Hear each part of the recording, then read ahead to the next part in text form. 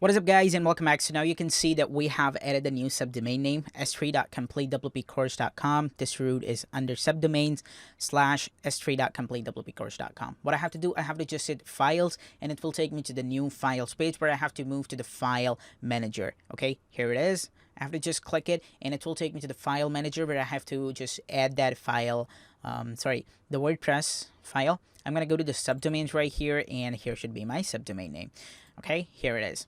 What I have to do, I have to just upload the WordPress file. I'm just going to click here and I'm going to hit select file. I'm going to go to the documents /downloads, and then here should be the compressed, and then the WordPress 4.9.1. I'm just going to hit this, and here is the WordPress.zip file. I'm just going to click here, and you can see that this WordPress file is being uploaded right now. So let's wait till this is uploaded. Okay, and here we go. You can see that WordPress is uploaded. I'm just going to go back to my main page.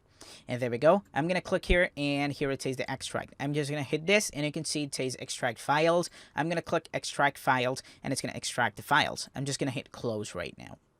And I'm going to come here, and I'm going to hit refresh right now. So you can see this is coming. Everything is coming right here. I'm going to click this, and I'm going to just right click here, and I'm going to hit delete.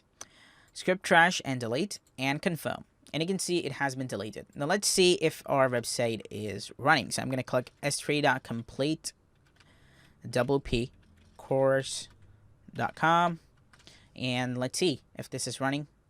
So it is giving 404 page not found. We have to wait for some time, like 5 minutes or 10 minutes, not more than that.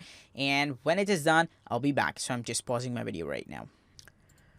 So here it's been like more than 10 minutes, I think. Let's go ahead and let's see if everything looks good right here. Okay, this is done. So here I have to just select the English United States. I'm going to hit continue, and it's going to take me to the new page right here. I'm going to hit let's go, and there I have to enter the database name and everything. So I'm going to go back to my database.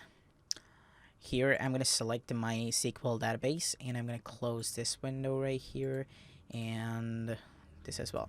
Okay, now here what I have to do, I have to copy this database name. I have to just come up and I have to paste it right here. Okay, same like this, I have to copy the database username, and then I have to paste it right here. And now I'm pausing the video, so I'll just enter the password right now, and then I'll enter the database host. The database prefix should be WP-S3. Okay, don't leave it as WP because we are installing so many databases into it, and leave the database host to be localhost. Then we have to enter the password. So I'm just pausing my video right now. I'll just enter the password, and then I'll hit submit.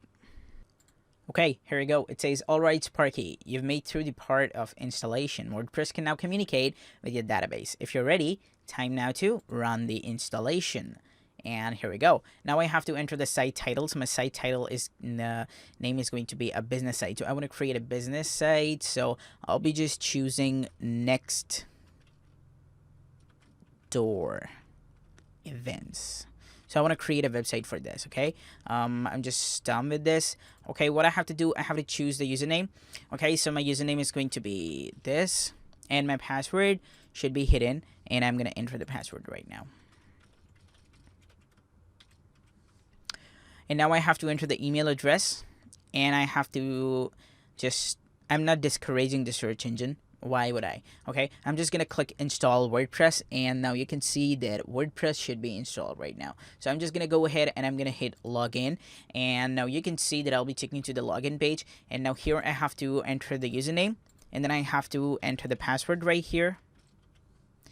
And let's hit login. And you can see that here we are in the login section, and now here in the next video, we'll be working up with the main stuff, and then we'll install the Divi theme that we downloaded. That is the best theme, okay? And then we'll be moving forward. So stay tuned, guys, and bye-bye.